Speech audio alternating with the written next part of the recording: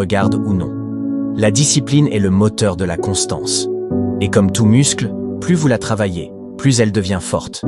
Plus vous vous montrez, plus il est facile de continuer à le faire.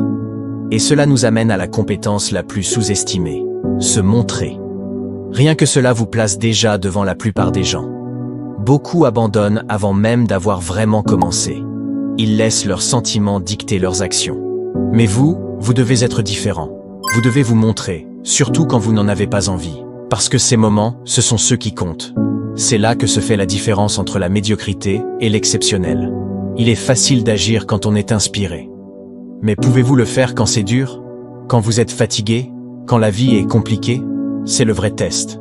Et si vous pouvez le réussir, si vous pouvez vous montrer constamment, quoi qu'il arrive, vous commencerez à bâtir quelque chose de puissant, l'élan. Chaque petit pas s'ajoute au précédent, créant une force qui vous propulse en avant. Et une fois que cet élan est là, il vous porte même dans les jours difficiles. Il vous garde sur la voie parce que vous avez trop investi pour abandonner maintenant. 5,59. Mais comprenez ceci. La constance, ce n'est pas juste se montrer. C'est se montrer avec un but. Ce n'est pas suffisant de juste mettre les heures. Il faut être intentionnel dans vos efforts. Faire les choses machinalement ne suffira pas. Vous devez apporter de la concentration, de l'énergie et de la présence, même les jours où tout semble une corvée. La constance, ce n'est pas devenir une machine. C'est être implacable. C'est chercher à grandir, à s'améliorer, même quand le progrès semble invisible. Et c'est une autre chose que nous oublions souvent. La constance ne donne pas toujours des résultats immédiats. La plupart du temps, la récompense vient bien plus tard. Voyez cela comme planter des graines. Vous ne voyez pas la récolte tout de suite.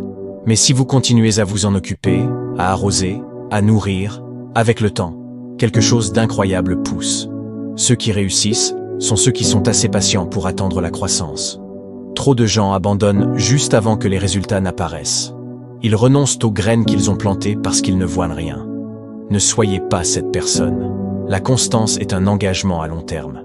Ce n'est pas une question de victoire rapide ou de récompense instantanée. C'est se montrer encore et encore, jusqu'à ce que les résultats arrivent. C'est pour ça que la constance surpasse toujours la motivation. La motivation peut lancer le voyage, mais c'est la constance qui garde le moteur en marche. C'est la vraie ligne entre ceux qui rêvent et ceux qui accomplissent. Ceux qui franchissent la ligne d'arrivée ne sont pas les plus motivés. Ce sont ceux qui ont continué même les jours où ils n'en avaient pas envie. Alors, quand cette excitation initiale s'estompe, quand la motivation disparaît et que l'envie d'abandonner se fait sentir, souvenez-vous de ceci. Ce n'est pas une question de ce que vous ressentez. C'est une question de rester fidèle à votre engagement.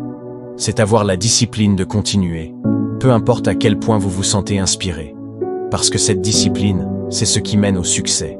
Nous tombons souvent dans le piège de croire que le succès demande des actions énormes, qui changent la vie. Nous nous convainquons que si nous ne faisons pas des bonds gigantesques, nous n'avançons pas. Mais cette mentalité peut être paralysante. C'est comme se tenir au pied d'une montagne, submergé par la distance jusqu'au sommet, et décider de ne pas bouger. Alors nous hésitons, nous suranalysons, nous attendons. Nous nous disons que ce n'est pas le bon moment. La peur et le doute s'installent avant même d'avoir fait le premier pas. Mais voici une vérité à retenir. Le succès ne naît pas de moments spectaculaires. Il se construit silencieusement, à travers de petites actions régulières, répétées dans le temps. Les pas qui semblent trop petits pour compter, ce sont eux qui créent un changement durable. Les gens perdent souvent du temps à attendre le moment parfait, la grande opportunité, la chance extérieure. Mais si vous passez votre vie à attendre, vous n'avancerez jamais. La vérité, c'est que les petits pas mènent aux grandes percées. Imaginez gravir cette montagne non pas en sautant ou en courant, mais en faisant un pas prudent à la fois. Chaque pas, aussi petit soit-il, vous rapproche du sommet. Jour après jour, le progrès peut sembler invisible, mais des mois plus tard, quand vous regarderez en arrière, la distance parcourue vous étonnera. C'est le pouvoir de la constance. Ce n'est pas une question d'un seul effort énorme, c'est le travail que vous fournissez chaque jour, même quand vous avez l'impression que rien ne change. C'est comme planter une graine. Pendant des jours, des semaines, peut-être des mois, vous ne verrez aucun signe de croissance. Vous l'arrosez, vous en prenez soin, et toujours rien. Mais sous la surface, les racines grandissent, créant une fondation. Et un jour, la percée arrive. C'est ce que font les petits pas. Ils bâtissent les fondations de quelque chose de plus grand.